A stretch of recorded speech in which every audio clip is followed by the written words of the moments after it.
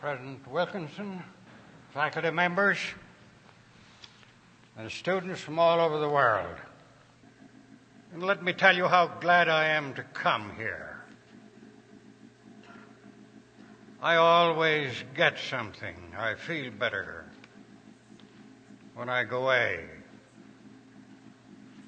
There's a very delightful spirit here. I might say a lovely spirit, advisedly. I'm sure there's sitting in this audience a brilliant and beautiful young woman from Salt Lake City. When we asked her why she came here, if she came here for social or academic purposes, she said with great candor, "I hope to succeed in both." I hope she does.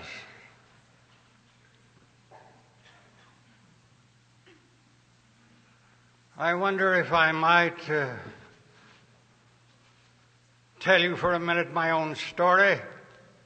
It's a very simple and brief story. 70 years ago, September last, my mother, 3 brothers and myself came to Provo in a covered wagon with provisions and bedding and clothing, and with the family cow behind the wagon. We hired or rented a home, and on Saturday, 4 of us registered in the intermediate department of the academy. And on Monday morning, with our hair neatly combed, we went to the first devotional exercises. For the first time in my life, I heard a choir sing in school and heard a prayer offered. The faculty sat on a little platform. I think there were about 7 of them, and they looked very learned to us and far away. Brother Mazur made a few announcements. We were off to a great start. That's a very primitive picture, my brothers and sisters, of the wagon and the family cow. But wrapped up in it somehow, there's something fundamentally wonderful. My father had never been to school. I think he said he attended school 3 weeks and the teacher was sick all the time. But somehow he knew the way to equate values and to give first things first place. He thought we wouldn't eat any more in Provo than we would in Fillmore, and it'd be a good thing to come. And so, my brothers and sisters, I've been coming here off and on for 70 years. And you're looking and listening to the past tense. I know it'll gladden your heart a little when I say that so long as William Knight lives, I'm going to have a witness that on one occasion here I won a prize for being the handsomest man.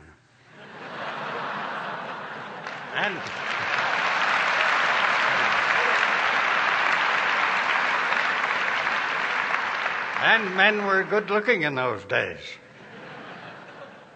Now for a minute.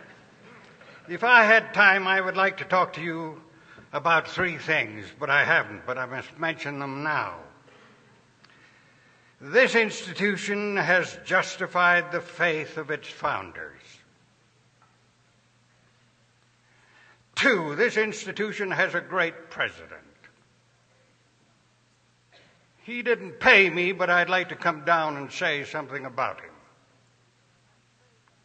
And 3, I'm saying it to you with all candor, that never in the history of this institution, I honestly believe, have there been finer young men and women than are sitting here in front of me today.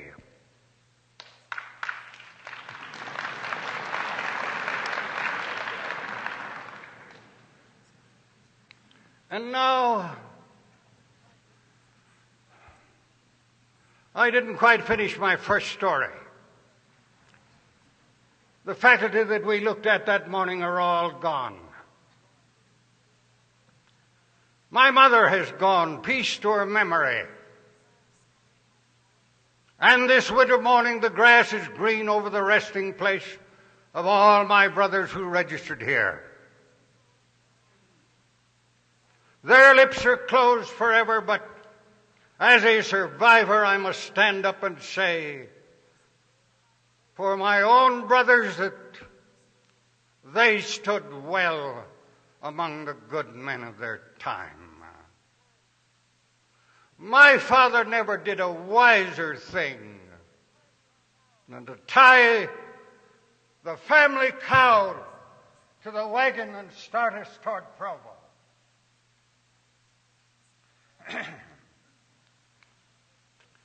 Now, President Wilkinson, I'm entitled to say something about Dr. Major. I knew him for 18 years.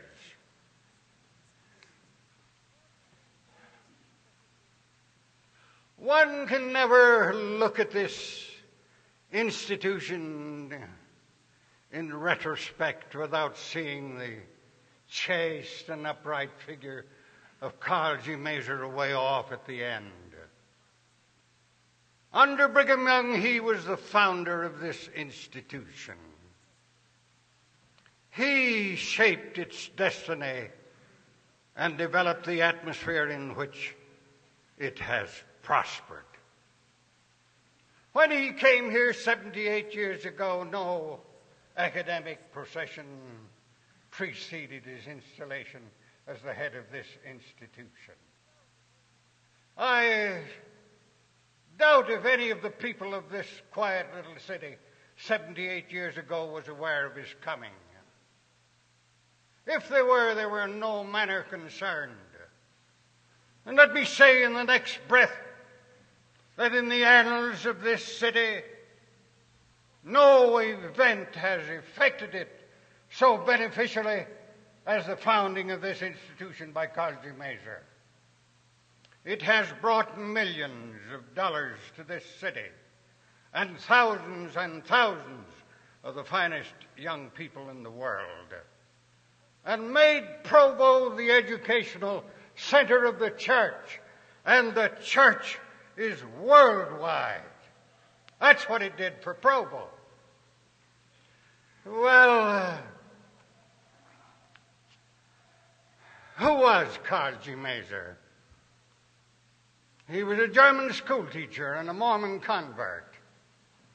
And more than that, he was an educated man with a settled and militant faith in the gospel of Jesus Christ.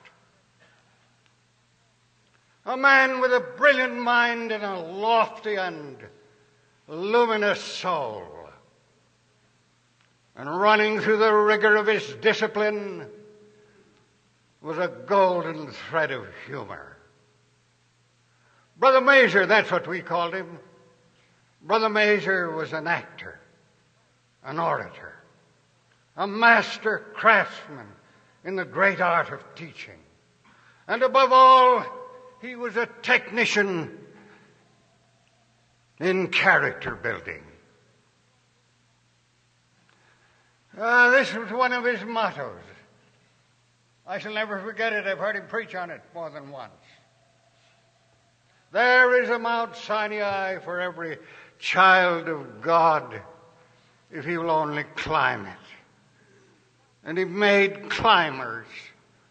Somehow he had the divine faculty of leading students up into the spiritual altitudes where they could see life in a fine perspective.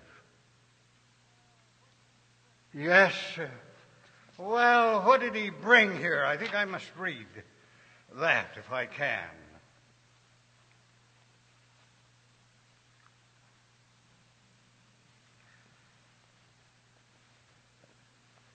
Well, I do not find my glasses, but I'll read it anyhow.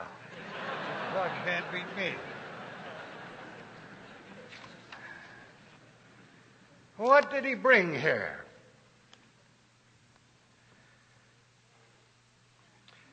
The students in his day heard many times the dramatic rehearsal of his visit to Brigham Young before coming to Provo. He was a German scholar, indoctrinated, traditionated, and regimented in the law of obedience.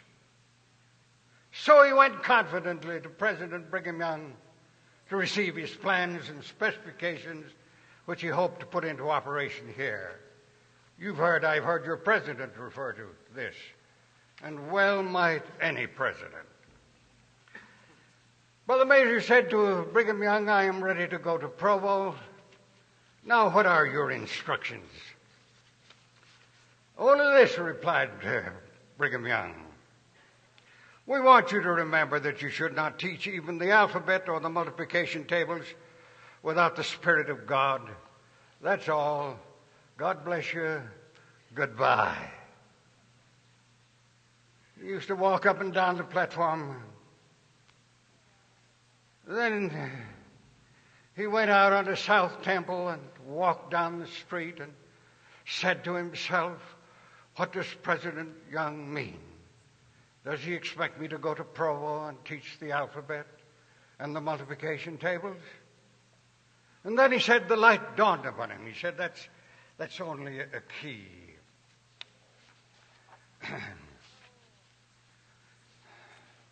And so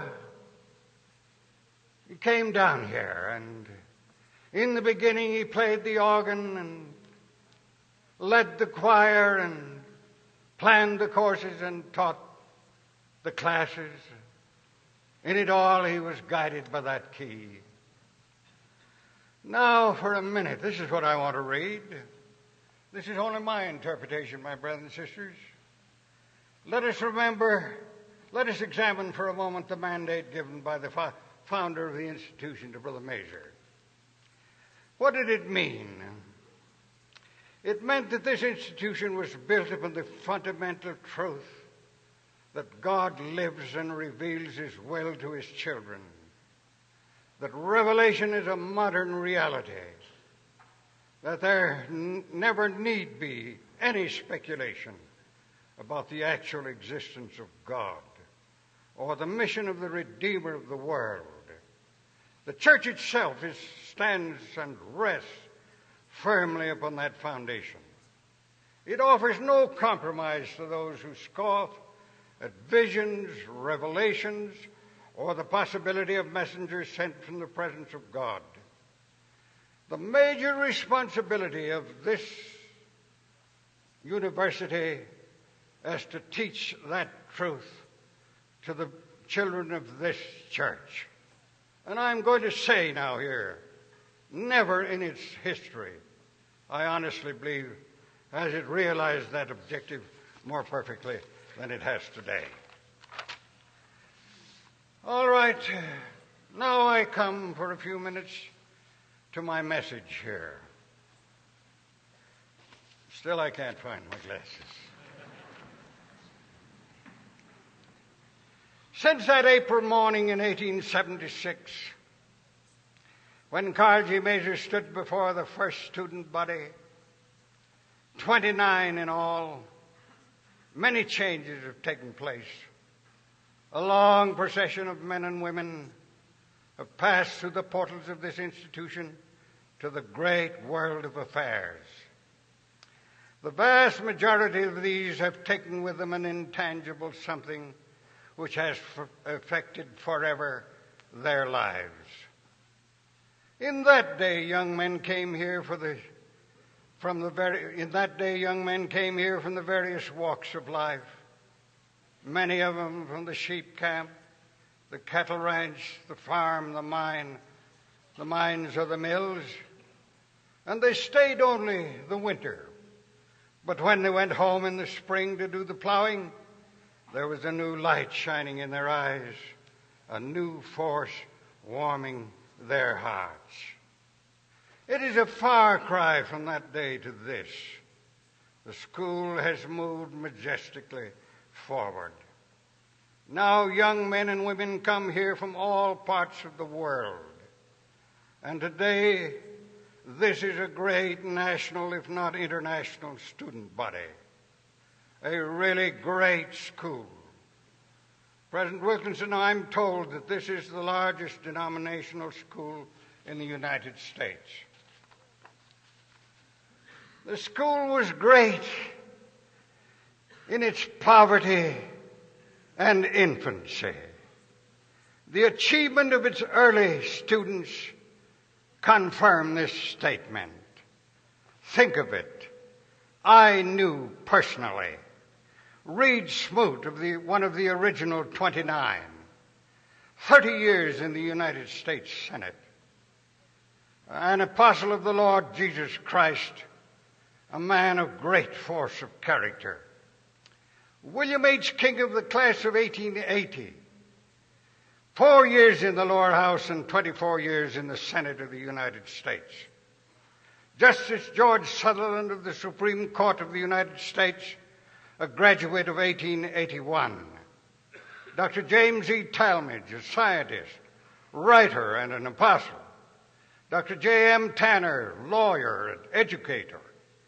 N.L. Nelson, writer and philosopher. George H. Brimhall, renowned teacher and president, third president of the institution. Benjamin Clough, second president. Samuel R. Thurman, A.C. Nelson, J.T. Worlton, George W. Middleton, and a long list of brilliant men. In my day, the school was having a struggle financially, but the days of its poverty and distress seem to have gone. Those were hard times. The people were poor and the students were poor. Think of it, $15 a month was a rather liberal allowance for board, schooling, and incidentals. And many of them got through on far less. Some of the poorest in purse were among the most successful ones. The man who became second president of this institution and who made a real contribution to its development walked 60 miles and carried all of his belongings upon his back. He slept under the stage in the old Lewis building and swept the floors for enough to eat.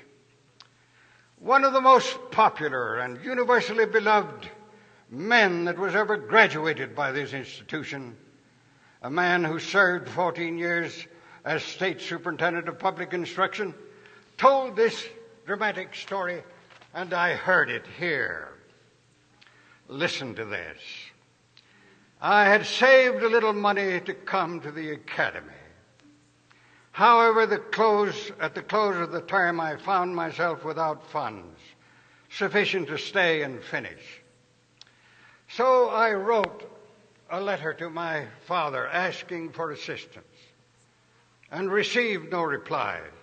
So I wrote a second letter and waited long for a reply, but none came. I wrote the third letter and was without necessary means to get home if it did not come. With hope diminishing, I made a daily trip to the post office. Finally, a letter was there with the money and the word why it had not reached me. This was the word. There was no post office where we lived. The nearest post office was in Salina, 4 miles away. And to reach Salina, my father was obliged to cross the Sevier River. It was springtime, and the river was very high. It overflowed its banks for a mile on each side. The bridge was entirely submerged except one rail. With the money, 3 gold pieces tied securely in a little sack to his left hand, my father waded out into the current. when the water became too deep to wade, he swam to the bridge, and the flood was nearly to his shoulders. He walked across the bridge, holding his left hand high above his head, and clinging to the rail with his other hand. With the aid of a rope on the other side, he swam to shore. At the post office in Salina, he mailed a letter with the money that I might finish my work in the school. I remember a young man standing up in assembly one day long ago, saying that his father had written to him, telling him that he sold his last cow and was sending him the money so he could finish. This boy said, no one knows what that sacrifice means. I have 3 brothers at home, and the Lord being my helper, I will never cease struggling until each of them, in his turn, can come and get what I have got here. And he made his word good. 2 boys came here from Lehigh. They slept in a barn. They hired their bread baked, and that was about all they lived on. One of them became internationally known for his leadership of boys. The other became distinguished as an administrator, educator, and the author of textbooks. And I must not forget the little fellow from Dixie who slept in Brother Mazur's office in the old warehouse and who kept the stove fires going during the night and swept the floor that he might find his way through. He became recognized as a student of the Book of Mormon, taught it for many years, gave hundreds, if not thousands, of lectures on it, and had it in memory, I'm thinking, better than any other living man ever had it. And so I might continue. But I'm not here this morning to preach the virtues of poverty.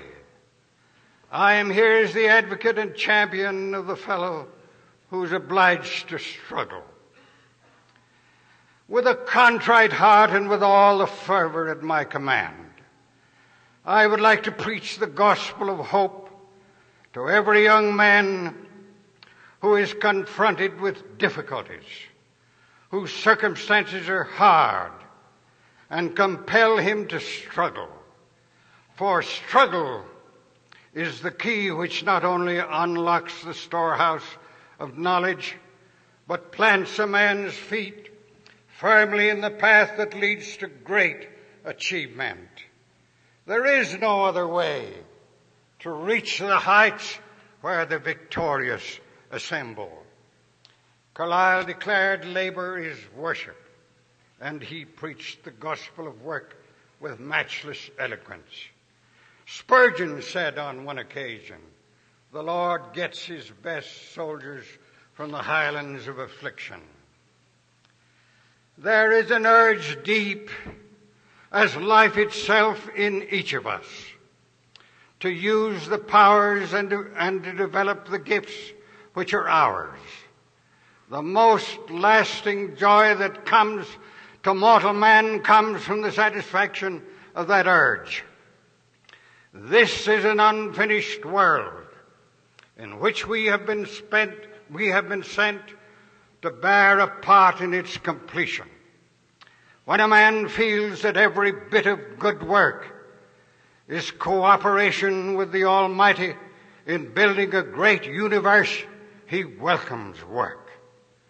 Let me say to the men here who struggle, who are willing to fight to the last rampart, who are forced to overcome difficulties, that tomorrow the world will be turned over to you. You and men like you will write the laws, preach the sermons, own the farms, manage the railroads, and run the government. Let us remember the role of the nobility of the earth, less not a single idler. Think of it when a young man has a desire to work. the capacity to work, and his efforts are directed by a deep religious conviction, he is off to a really great start. The far-seeing and thoughtful of mankind admonish us that the peace of the world, the happiness and the well-being of people rests upon that ancient but secure foundation of faith in God. All through the years, this institution has been a conservator of that faith. It has a great heritage coming down from the beginning. If it preserves and cherishes that heritage, it will grow and prosper, rise and shine to recognition and honor among the great institutions of the world. Thank you.